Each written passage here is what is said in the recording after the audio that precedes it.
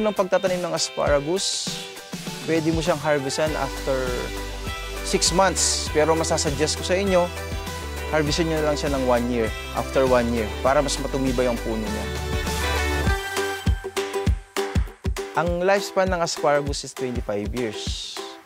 Kung maganda ang pagtatanim mo at pag-aalaga mo, 25 years ka makikinabang sa asparagus. Ang tamang oras sa pag-ani ng asparagus is 7 a.m. Kasi 7 a.m. nalitaw ang asparagus kapag umaga. Pag umabot na ng tanghali, hindi mo na makikita kasi magkakulay na sila ng dahon. Malalaman mo na kapag pwede nang harvestan ng asparagus kapag nasa 8 inches na siya. Pwede mo na siyang bunutin. Ang tamang paraan sa pag-harvest ng asparagus, dapat maingat ka lang. Maingat ka lang sa pagbunot. Kasi kapag natamaan mo yung spear niyan, talagang mapuputol na siya. Ang ginagamit namin sa pag-harvest ng asparagus is kamay lang, mano-mano lang. Bubunutin lang namin siya. Ang tamang pag-harvest ng asparagus, dapat yung tao mo trained yan. Kasi once na matamaan mo yung tip ng asparagus, mapuputol yan. Dapat talaga maingat yung mag-harvest doon.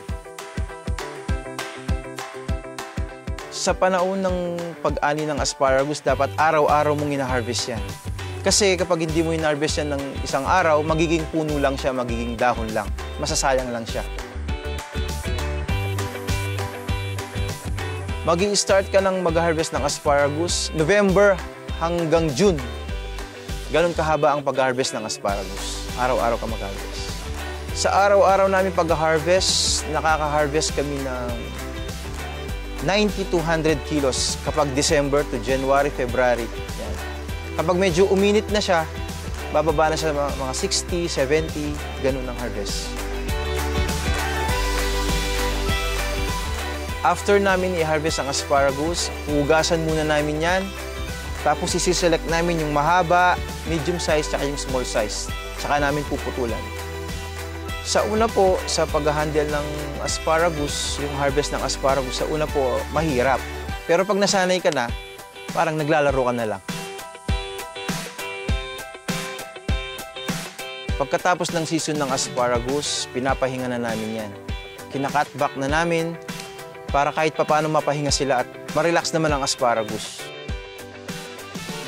Ang cutback, ibig sabihin ng cutback, puputulin namin yung mga dahon niya para yung sustansya ng puno mapupunta lahat sa ugat para lumakas lalo yung ugat niya.